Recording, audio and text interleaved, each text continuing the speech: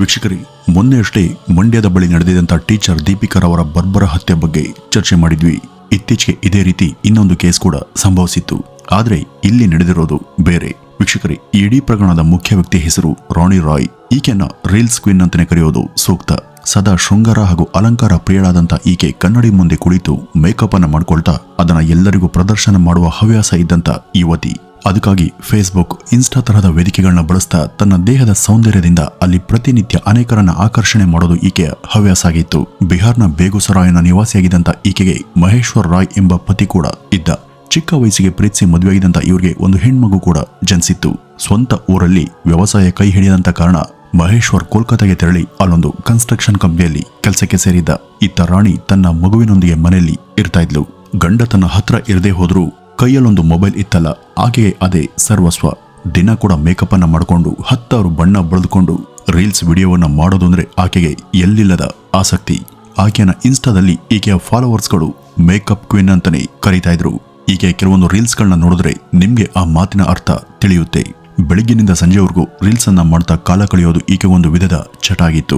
ಒಂದು ದಿನ ವಿಡಿಯೋ ಮಾಡದೆ ಹೋದ್ರೆ ಆಕೆಗೆ ತೃಪ್ತಿ ಇರ್ತಾ ಇರ್ಲಿಲ್ಲ. ಈಕೆ ಈ ರೀತಿ ರೀಲ್ಸ್ ಮಾಡೋದು ಈಕೆಯ ಪತಿಗೂ ಗೊತ್ತಿತ್ತು. ಅದು ಅತಿಯಾದಾಗ, ನೋಡು ಇದೆಲ್ಲ ಜಾಸ್ತಿ ಬೇಡ, ನಿನ್ನ ರೀಲ್ಸ್ ವಿಡಿಯೋಗಳನ್ನ ನನ್ನ ಕೆಲ ಸಂಬಂಧಿಕರು ಕೂಡ ನೋಡ್ತಾರೆ, ಅವರು ಅದನ್ನೆಲ್ಲ ನೋಡಿ ನಮ್ಮ ಬಗ್ಗೆ ಏನನ್ಕೊಂಡರು ಎಂಬ ಪರಿಜ್ಞಾನ ನಿನಗೆ ಬೇಡವಾ, ಇದೆಲ್ಲ ನಿಲ್ಲಿಸಿ ಮನೆ ಕೆಲಸಗಳ ಕಡೆ ಗಮನವನ್ನ ಕೊಡುವಂತ ಮಹೇಶ್ವರ್ ಆಗಾಗ ಈಕೆಗೆ ಬುದ್ಧಿವಾದವನ್ನ ಹೇಳ್ತಿದ್ದ. ಆದ್ರೆ ರೀಲ್ಸ್ ಅನ್ನ ಮಾಡೋದು ತನ್ನ ಜೀವನದ ಪರಮೋಚ್ಚ ಗುರಿ ಅಂತ ಭಾವಿಸಿದಂತ ರಾಣಿ ಅವನ ಮಾತಿಗೆ ಎಳ್ಳಷ್ಟು ಕೂಡ ಬೆಲೆ ಕೊಡ್ಲಿಲ್ಲ. ನನಗೆ ಬೋರ್ ಆಗುತ್ತೆ, ಅದಕ್ಕಾಗಿ ಟೈಮ್ ಪಾಸ್ಗೋಸ್ಕರ ಈ ರೀತಿ ಮಾಡ್ತೇನೆ, ಇಷ್ಟಕ್ಕೂ ನನ್ನ ಮೊಬೈಲ್ ನನ್ನ ಇಷ್ಟ ಅಂತ ಆಕೆ ಉದ್ದಟತನದ ಉತ್ತರವನ್ನ ಕೊಟ್ಟಿದ್ಲು. ಇವಳಿಗೆ ಎಷ್ಟು ಹೇಳಿದ್ರು ಕೂಡ ಅಷ್ಟೇ ಅಂತ ಈ ಮಹೇಶ್ವರ್ ತಾನೇ ಸುಮ್ನಾಗ್ತಿದ್ದ. ಕೋಲ್ಕತ್ತಾದಲ್ಲಿ ಕೆಲಸ ಮಾಡ್ತಿದ್ದಂತ ಆತ ಪ್ರತಿ 4-5 ತಿಂಗಳಿಗೆ ಒಮ್ಮೆ ಬರ್ತಿದ್ದ.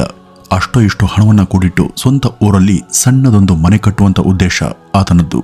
ಆದ್ರೆ ಈ ಬಗ್ಗೆ ಯಾವುದೇ ಯೋಚನೆ ಇರದಂತ ರಾಣಿ ತನ್ನ ಪತಿಯ ಕಷ್ಟಕ್ಕೆ ಸ್ಪಂದಿಸ್ತೇ ಆತನ ಧ್ಯೇಯಗಳ ಬಗ್ಗೆ ಕಾಳಜಿಯನ್ನು ವಹಿಸ್ತೇ ತಾನ್ ಮಾತ್ರ ಮೊಬೈಲ್ ಲೋಕದಲ್ಲಿ ಮುಳುಗೋಗಿದ್ಲು.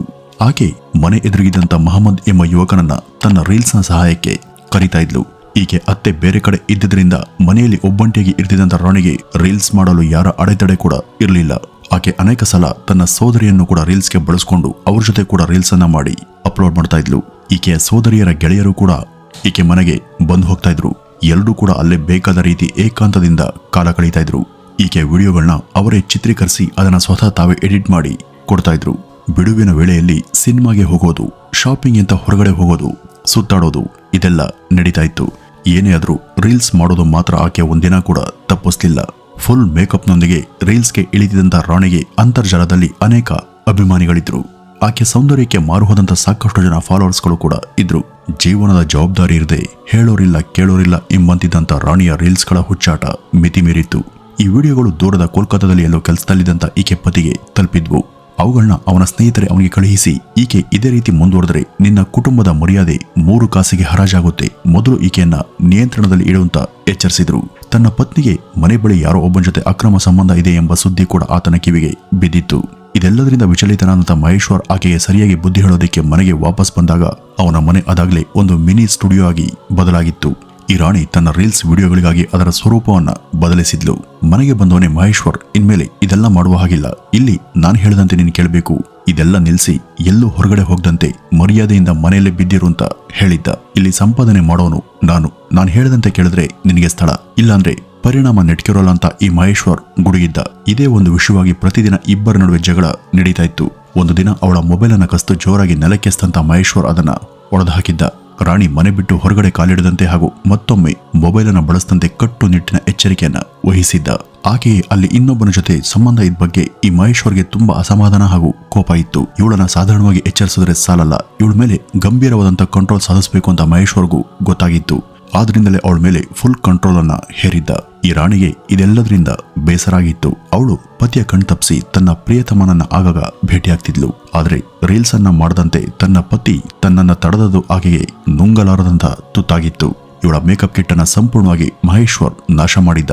ಮತ್ತೆ ಆ ರೀತಿ ಜಾತ್ರೆ ತೇರಿನಂತೆ ಅಲಂಕಾರ ಮಾಡ್ಕೊಂಡ್ರೆ ಕೊಂದು ಹಾಕ್ತೀನಿ ಅಂತ ಅವನು ಅವಳಿಗೆ ಹೆದರಿಸಿದ್ದ. ತನಗೆ ರೀಲ್ಸ್ ಮಾಡಲು ಬಿಡದ ಅವನ ಮೇಲೆ ಅವಳಿಗೆ ದ್ವೇಷ ಶುರುವಾಗಿತ್ತು. ತನ್ನ ಸ್ವೇಚ್ಛೆಯಿಂದ ಇರೋದಕ್ಕೆ ಅವಳು ಯಾವ ಲೆವೆಲ್ಗೆ ಬೇಕಾದ್ರೂ ಇಳಿಯೋದಕ್ಕೆ ಸಿದ್ಧ ಇದ್ಲು. ತನ್ನ ಲವರ್ ಹಾಗೂ ಸೋದರಿಯರ ಜೊತೆ ಸೇರಿ ಗಂಡನನ್ನ ಕೊಲ್ಲುವ ಬಗ್ಗೆ ಅವಳು ಸ್ಕೆಚ್ ಹಾಕಿದ್ಲು. ಇದನ್ನ ಅವರಿಗೆ ತಿಳಿಸಿದಾಗ ಅವರು ಕೂಡ ಇದಕ್ಕೆ ಒಪ್ಕೊಂಡ್ರು. ಅವತ್ತು ಶನಿವಾರ ಎಲ್ಲೋ ಸ್ನೇಹಿತನ ಮನೆಗೆ ಹೋಗಿದ್ದಂತ ಮಹೇಶ್ವರ್ ಅಲ್ಲಿಯೇ ಸ್ವಲ್ಪ ಮದ್ಯವನ್ನ ಸೇವಿಸಿ ಮನೆಗೆ ಬಂದು ಆ ಒಂದು ನಿಶೆಯಲ್ಲಿ ಮೈಚೆಲ್ಲಿ ಮಲಗಿದ್ದ.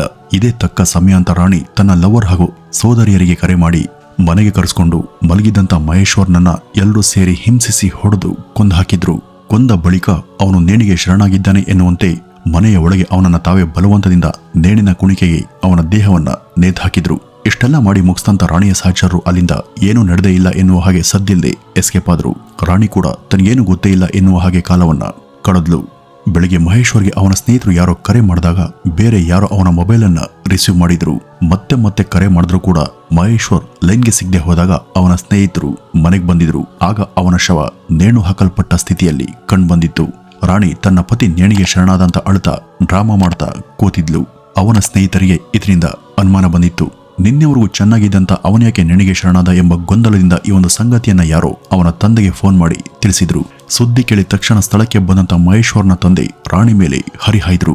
ನೀನು ನಾಟಕ ಮಾಡ್ತಿದ್ದೀಯ ಅಂತ ಗೊತ್ತಿದೆ, ನನ್ನ ಮಗನಿಗೆ ಏನ್ ಮಾಡಿದೆ ನಿಜ ಹೇಳು. ನೀನು ರೀಲ್ಸ್ ವಿಡಿಯೋ ಮಾಡಬೇಡ ಅಂತ ಅಂದಿದ್ದಕ್ಕೆ ಅವನ ಮೇಲೆ ಈ ರೀತಿ ಸೇಡನ್ನ ತೀರಿಸ್ಕೊಂಡಿದ್ಯಾ ಅಂತ ಗದರಿದ್ರು.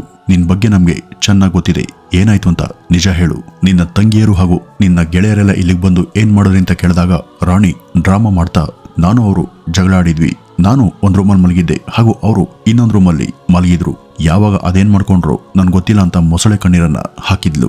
ಯಾರು ಎಷ್ಟೇ ಕೇಳಿದ್ರು ಕೂಡ ರಾಣಿ ಮಾತ್ರ ನಡೆದ ಸಂಗತಿಯನ್ನ ಮೊದಲು ಒಪ್ಕೊಳ್ಳೇ ಇಲ್ಲ. ಇದರ ಬಳಿಕ ಸ್ಥಳಕ್ಕೆ ಪೊಲೀಸರು ಕೂಡ ಬಂದಿದ್ರು. ಶವವನ್ನ ವಶಕ್ಕೆ ಪಡೆದಂತ ಅವರು ಅಲ್ಲಿ ನಡೀತಿದ್ದಂತ ಎಲ್ಲಾ ಬೆಳವಣಿಗೆಗಳನ್ನು ಕೂಡ ಗಮನಿಸಿ ರಾಣಿಯನ್ನ ವಿಚಾರಣೆ ಮಾಡಿದ್ರು. ಆಕೆಯ ಸೋದರಿಯಾದಂತ ಸೋನಾ ಹಾಗೂ ರೋಸಿ ಮುಂತಾದವ್ರನ್ನ ಕರೆಸಿ ವಿಚಾರಣೆ ಮಾಡಿದ್ರು. ಎಷ್ಟೇ ಆಗ್ಲಿ ಅವರೆಲ್ಲ ರೀಲ್ಸ್ ನಲ್ಲಿ ನಟಿಸೋರಲ್ವಾ, ಪೊಲೀಸರ ಮುಂದೆಯೂ ಕೂಡ ಎಷ್ಟೋ ಹೊತ್ತು ಅಮಾಯಕರಂತೆ ಚೆನ್ನಾಗಿನೇ ನಟಿಸಿದ್ರು. ಆದ್ರೆ ಪೊಲೀಸರ ಮುಂದೆ ಅವರ ನಟನೆ ತುಂಬಾ ಸಮಯ ನಡೆಯಲಿಲ್ಲ. ರಾಣಿ ಕೊನೆಗೂ ತಾನೇ ಪತಿಯನ್ನ ಕೊಂದ ಬಗ್ಗೆ ಒಪ್ಪಿಕೊಂಡಿದ್ಲು. ನಂತರ ಅದಕ್ಕೆ ಸಹಕರಿಸಿದವರ ಹೆಸರನ್ನು ಕೂಡ ಹೇಳಿ ಯಾಕಾಗಿ ಹೀಗೆ ಮಾಡಿದೆ ಎಂಬುದನ್ನು ಕೂಡ ಅವ್ರ ಮುಂದೆ ಹೇಳಿದ್ಲು.